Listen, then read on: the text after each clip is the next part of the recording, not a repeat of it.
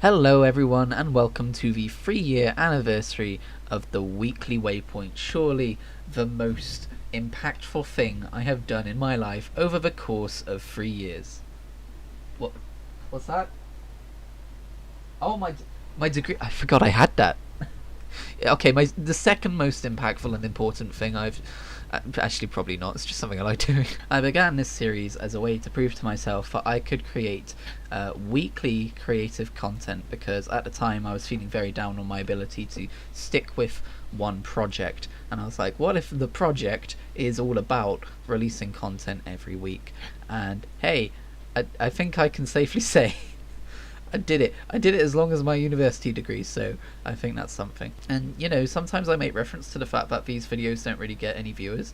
Well, I shouldn't say any, because you know, 5 to 6 people watch these, although lately it's been more like 1 to 3. I think people, ever since I started churning out more edited content to do with clips I take in games, I think people have just started watching those instead of these, which is absolutely fine, because to be honest, I put more effort into those. I just really like making these, so I continue to do it. But also, if I ever were to try and get a job in video editing or something like that, something in that space, I could put this on my CV. I've heard advice from people before who have said it doesn't really matter if it doesn't have any viewers. The fact that you've done it every week for this long shows that you can commit to a creative project. And yeah, I have not missed a single week, and I'm very happy with it. Even just as a series for myself, like, I can say, hey, I wonder what my life was like 2 years ago, and go back and find that video, and while I obviously won't be talking about everything that's happening in my life, I'll at least be privy to the stuff that, like, what I was playing and what was happening in, like, the world of movies and games at that point in my life, and like, I guess just that probably triggers more memories of where I actually am, like, in my own life, in relation to those things as well. So it's cool. I've got like these 3 years of my life publicly available on record. Of course, YouTube just could come along and shut the entire thing down at any point, and I don't have backups of any of this because that's a lot of file size. But hopefully that doesn't happen. Another thing I feel like I should mention, I thought I was going to get sick of this series pretty quickly. Like I said, I was worried that I couldn't stick to a creative project doing it weekly all the time. And while I was enjoying it at the start, I was like, but like, the thing I kept telling myself about doing timed creative content was that it would become a chore after a while and I would get sick of having to do it every week. No, I still look forward to doing these and making these. So hey, for the 1 or 2 of you out there who watch these videos, thank you, and this will not be going anywhere. And I hope you enjoyed the dumb Marvel spoof intro, and Marvel, please don't sue me, because that was clearly something that's going to lose you money and make me money. Quake Champions! Have you noticed you're watching Quake Champions gameplay right now? I'll tell you why that is. It's because I went, man, you know what? I haven't played Quake Champions in nearly 2 years, and I missed that game, and the only reason I stopped playing it was because I couldn't run it. Maybe they've optimized it, and maybe it's better now. They didn't, it's not. I'm playing on the lowest graphical settings, so for the sharper-eyed people among you, you may have noticed some of the things look like mud. That would be why. Although I personally think this game does not look as bad as it could at its lowest settings. This is like, if you don't look too closely, it just looks like the game. I think the biggest giveaway is the slightly blurry weapon textures, to be honest. Anyway, I was surprised to find that they haven't added any new champions, and that they've only added a couple of new maps. I guess this game is just kind of on a just throw seasons at it kind of a thing, and even then, they're currently doing the spring season, and it's half of it is the same stuff that was already in the game when I was playing this 2 years ago, although maybe that's just on the free track, to be fair. What I have done is add a very robust bot mode. You are watching me play against bots.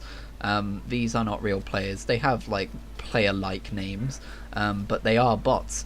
And as someone who loves to play Unreal Tournament against bots to this day, like, I've hardly ever played Unreal Tournament against other players online because they're too good.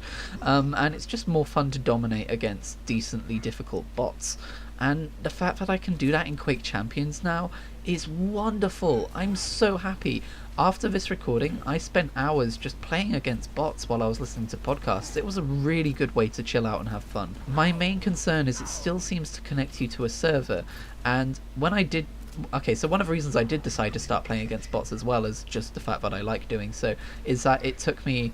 I was in a queue for about 3.5 minutes looking for a game of just deathmatch, or team deathmatch, or whatever the one you would assume is the most popular is, and I couldn't find a game. And granted, this was like maybe like 11 in the morning, and I think I was on a US server, I've realised later, but still, I was like, oh, okay, so I knew not a lot of people played this game. I was just surprised to find that it had like a mostly positive Steam review page. But if its player base is dwindling, that means that the servers are in danger of being shut down because they're not seen as profitable, right? So I really hope that if such a case does happen, they migrate bot play to offline play, and that this is still a game that people can play, because it would be a fucking travesty if this game went away. Like, I can happily go and play any of the Unreal tournaments whenever I want, but this might just go away one day, and that sucks.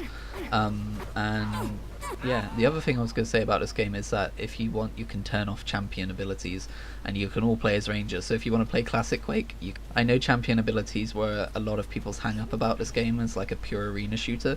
I maintain that they're cool though, and I enjoy them. As for the future of this game in a weekly Waypoint, maybe you still don't expect to see it, unfortunately, because I can run this game flawlessly when I'm not recording, but when I am recording, unfortunately, I encountered a number of lag spikes, which is why I stopped putting it in the weekly Waypoint to begin with. Maybe one day when I get a better PCA. In other news, which I have not given myself a lot of time to talk about what I've been playing this week, I got deep into Outriders. I realised I was starting to drift away from the game, and I was like, no, because I'm really invested in this world, so I forced myself to play more of it, and I played a lot more of it, and it looks like there's still a lot more to go. That's a really long campaign. I don't want to say where I am because spoilers, but half the map is still clouded in clouds, and it's like, wow, there's a lot still to go, unless there's like a massive link to like the last level where it's just a long ass road trip or something. Still playing a bunch of No Man's Sky. The new thing this week is I am back in Final Fantasy XIV, baby, and I think I'm here to stay. So the full story is in my Adventures in Eorzea Volume 2 video, which I put up yesterday, but basically I've played that game before up to about level 20 as a thaumaturge, and I liked it, but I wasn't in love with it. But I know that they redid the pacing of the main story to cut out most of the filler kind of side quest stuff that's on the main path, and I was interested in trying it out again after they had done that, but I was put off by the fact that I would have to pay a subscription fee. So what I did instead, because I've forgotten most of the story anyways, I just created a free trial account which has access to the exact same amount of content that my main account does, except I can only make one character, which is fine because of the way jobs work in that game. One character can play every class and swap between them and stuff. And also, I don't have access to like trading and guilds, but that's fine.